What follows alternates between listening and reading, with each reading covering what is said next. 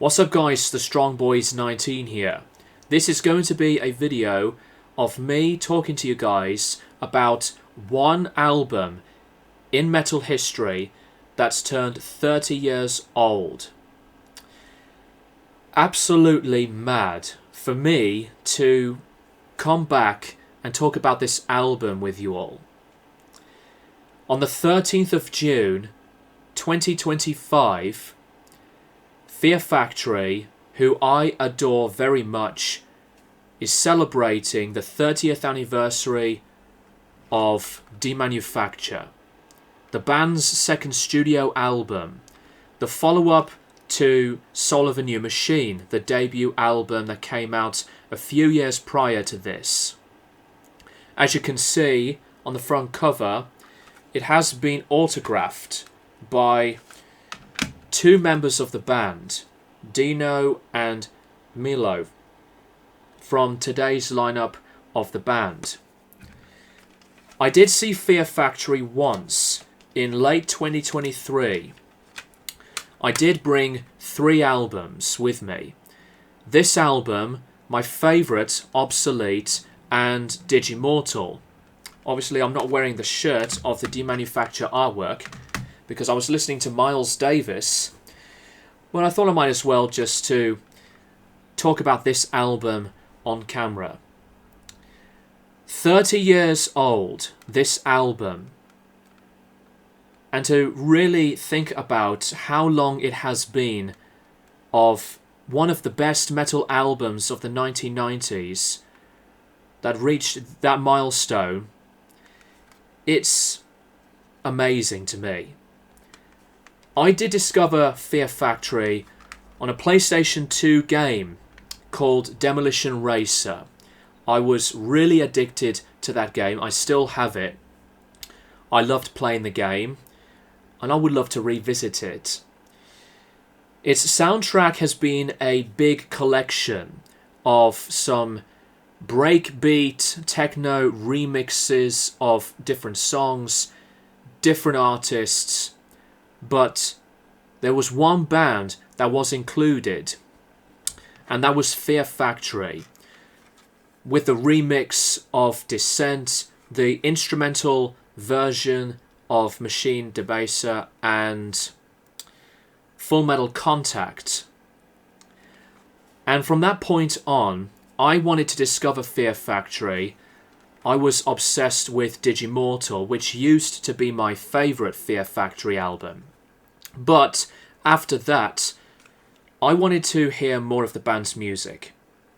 With Demanufacture, it made me realise that there was no other band that really opened the doors for me to get into music in a fascinating and intriguing way. There were other bands I've been listening to that I adore at the time, like with Machine Head to Trivium, System of a Down, Slipknot. But Fear Factory owns possibly the biggest place in my heart for these guys to get me into metal. The concept of this album was unique. Besides, it was also inspired by true events. A lot of the concept on the album about this originality of man versus machine, inspirations of Terminator 2 to Blade Runner, and the whole adventurous way of writing made this album so unique. It is also distinctive. There was no other band that creates an album like this. Obviously, Godflesh has been known as like the godfathers of industrial metal. But for me personally, Fear Factory are the kings of the genre.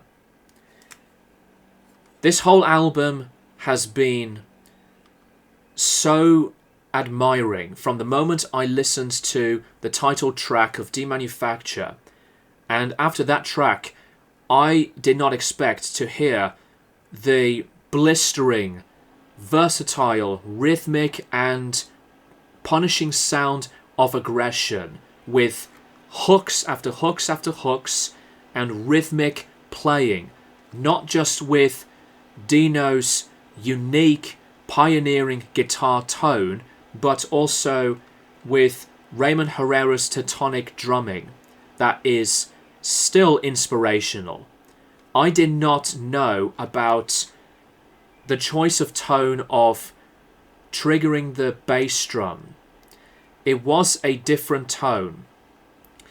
Loads of metal albums previously had its natural own presence of what the bass drum sounds like, but with something digital to change the tone of the bass drum, Raymond Herrera, to me, has been an innovator. It's not just with those two guys, because obviously Christian's bass work was brilliant in Fear Factory. Besides that, Dino did record most of the bass parts for this album, and the signature sound of Burton C. Bell's vocals, expressive and different when you compare him to different metal vocalists. I would always think that this album defines some of the best pieces of metal history, not just through the 1990s, but of metal. 1995 was the year that loads of things happened, with the lineup change of Iron Maiden to have Blaze Bayley after Bruce Dickinson. Black Sabbath went down through the motions with the Forbidden album, and later on Judas Priest with the change of lineup. Newer rising metal bands soon after, like with Machine Head and Korn, were achieving their own success with the first debut album in 94. And then Max Cavalera leaves Sepultura in 96. Slayer would be moving forward without Dave Lombardo to be with Paul Bostaph on the drums, replacing Lombardo. When Demanufacture came out, this was completely a surprise. We did not expect an album like this to come out.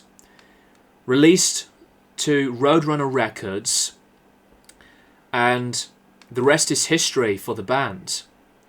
Despite going through the legalities and the lawsuits and the ever-growing progression of Fear Factory's history, with the lineup changes and the change of style with the continued signature sound later on, Demanufacture made Fear Factory to become one of the greatest and consistently strong metal bands, in my opinion.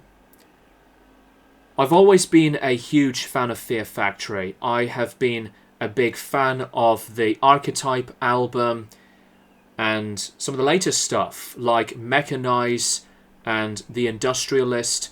Two brilliant albums, in my opinion. And when I saw Fear Factory with the lineup of today in front of my eyes, hearing the classic nostalgia of the band's setlist of songs from this album to Digimortal, Obsolete, and some of the latest stuff, it was a blast. All killer, no filler on this album. From the title track, Demanufacture, to Self-Bias Resistor, Replica is still a classic hit single. The cover of Dog Day Sunrise is fantastic. Some of my most favourites of New Breed and Zero Signal. everything about the album is still perfection. It sounded modern at the time, and it still is as fresh from then to this very day. Happy 30th to Fear Factory's best album, the concept masterpiece of Demanufacture. Let me know what you guys think of this album in the comments down below. I will be cranking this album, and Fear Factory will always be a band who's special to me, and I am still very grateful to be a really long time fan of this band. Thank you guys for watching, and I will keep you guys posted for more videos in the near future.